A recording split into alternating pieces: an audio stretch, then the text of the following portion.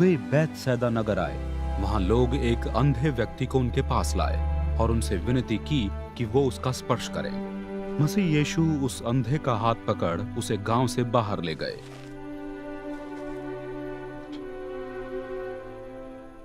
वहां उन्होंने उस व्यक्ति की आंखों पर थूका और उस पर हाथ रखते हुए उससे पूछा, क्या तुम्हें कुछ दिखाई दे रहा है?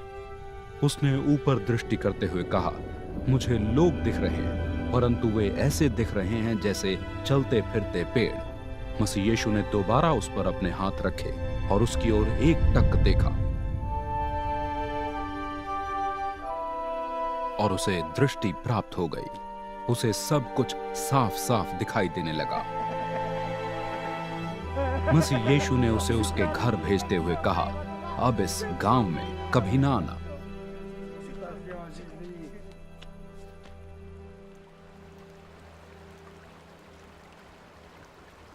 मसीह यीशु अपने शिष्यों के साथ कैसरिया प्रांत के फिलिप्पॉय नगर के पास के गांवों की यात्रा कर रहे थे।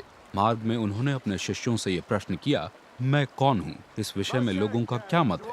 उन्होंने उत्तर दिया, कुछ के लिए बपतिस्मा देने वाले योहन, कुछ के लिए एलिया तथा कुछ के लिए आप भविष्यद्वक्ताओं में से एक हैं।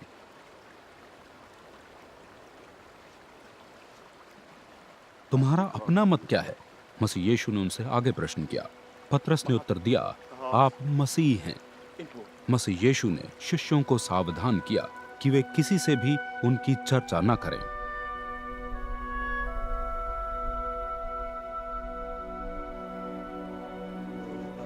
तब मसीह यीशु उन्हें यह समझाने लगे कि यह अवश्य है कि मनुष्य का पुत्र अनेक यातनाएं सहे, पुरनियों, प्रधान पुरोहितों तथा विधान के शिक्षकों द्वारा तुच्छ घोषित किया जाए, उसकी हत्या कर दी जाए और 3 दिन बाद वो मरे हुओं में से जीवित हो जाए।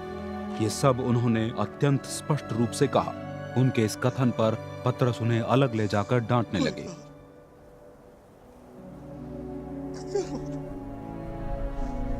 किंतु मसीह यीशु पीछे मुड़े और अपने शिष्यों को देखकर उन्होंने पतरस को डांटा, दूर हो जा मेरी दृष्टि से शैतान।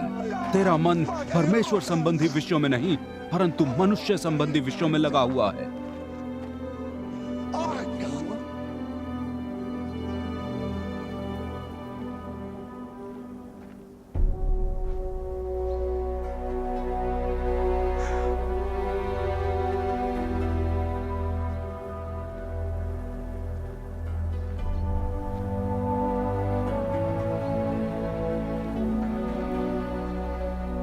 तब उन्होंने भीड़ के साथ अपने शिष्यों को भी अपने पास बुलाया और उन्हें संबोधित करते हुए कहा, जो कोई मेरे पीछे आना चाहे वो अपना इनकार कर अपना क्रूस उठाए और मेरे पीछे हो ले।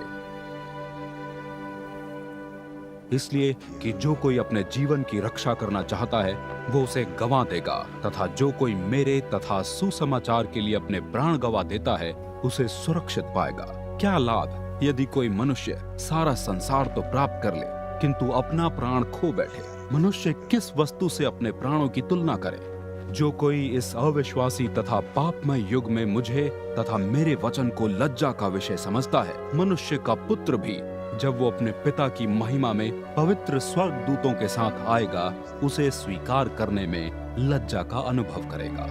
तब मसीह यीशु ने उनसे कहा, मैं तुम पर एक अटल सच्चाई प्रकट कर रहा हूँ।